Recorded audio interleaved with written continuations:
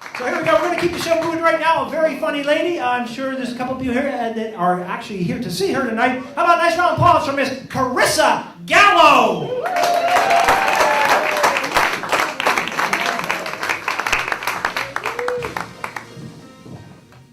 Hello. I turned 41 years old this year. 41. Finally got married about 5 years ago. Now we've got a couple of little boys. Unfortunately, we're actually going through a separation right now, and there's a bitter custody dispute. He's trying to get custody of the kids every other weekend, which means I'll have the boys 79% of the time. Why am I the one being punished here? I might as well just stay married. I love my kids. I just think they have a messed up sense of timing. My 4-year-old came in the other day and he had a runny nose, so I told him to go to the bathroom and wipe it with a piece of toilet paper. And he goes in there and he grabs the entire roll and just spins the whole thing till it's on the ground.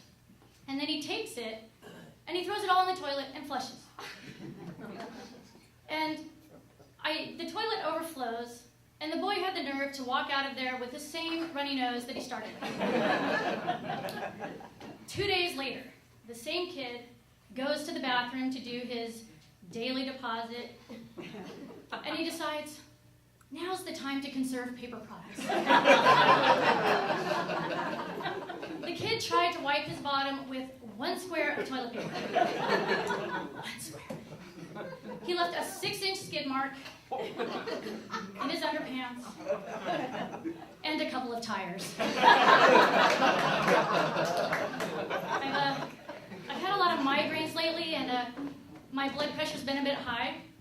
So I went to see a therapist, and she said that most of our problems arise from a failure to communicate. And I thought, wow, that makes a lot of sense, you know? We hold our frustrations inside, and this creates stress.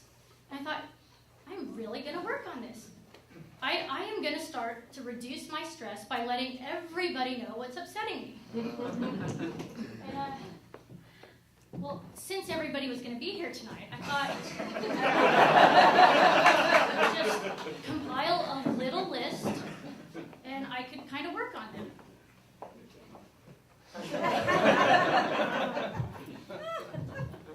Now, I already gave my family their list, and I think it went quite well. I feel like a weight has been lifted.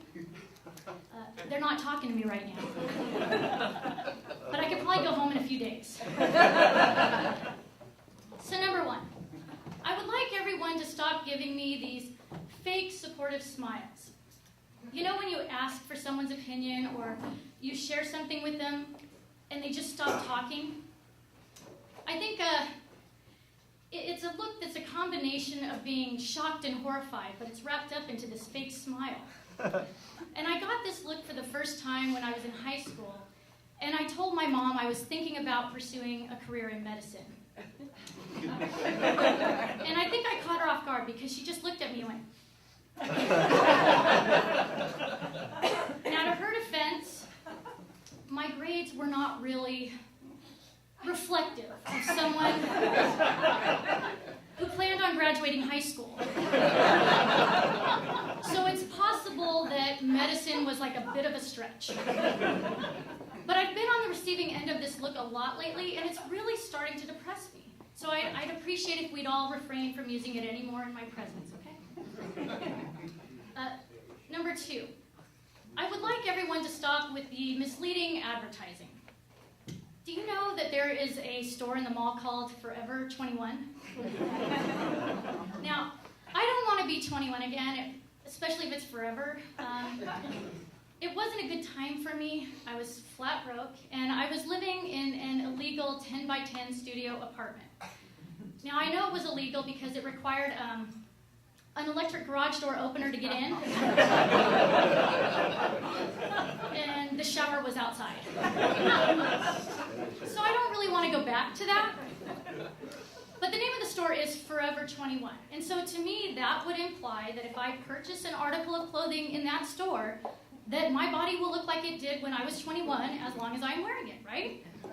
So I thought, I'm going to try on a pair of pants with the hopes that that like shiny design on the pocket is going to give my behind a more round and youthful appearance. And I'm not going to lie, it took a little bit of encouragement to get the zipper up. And when I muscled it up, I walked out of that dressing room so I could get a look at myself in that larger mirror. And as I walked out, I walked past the clerk, and she just looks at me and she goes, and I knew right there it was bad. It was real bad. So I turned around so I could see what she's seeing. And staring back at me is my ass. And it looked like a large blue billboard that had been vandalized with sequins and glitter. Not a good look. And the thing is, they didn't really fit right. I'm going to be honest with you. I am now 38 years old. And my body no longer, well, I require a few extra inches in the waistband for my breasts. But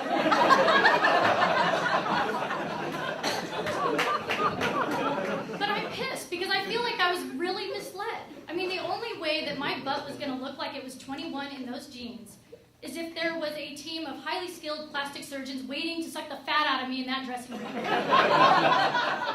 And they weren't there. I would like Costco to go back to using those refrigerated shelves with doors to hold their dairy. Now they have these large refrigerated rooms, and I don't know if you've been in there, but they're really cold. And you have to walk all the way in there and all the way out. And the problem is, whenever I walk out of there, my headlights are on. And they're beaming, cutting glass. And I know that they're on because the typical male will do this with his eyes when you walk by. And that's if I'm lucky. If I'm unlucky, I have a busted headlight. Or the worst case scenario, I've got like a lazy headlight. And I'm going to be honest with you guys. I'm now 35 years old. And my body no longer cooperates the way that it used to. And every morning, I now have to strap on my bra and I take roll call. I get the girls all lined up, one straight line facing forward. And after check-in, they go about their day.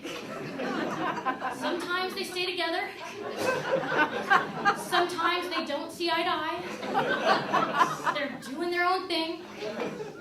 Sometimes this one wants to go around the corner to the back to get some fresh air. But I know if I'm having a lazy headlight, because if I'm at Costco and I walk out of that refrigerated room, instead of getting this look, I get this. Thank you, you've been a wonderful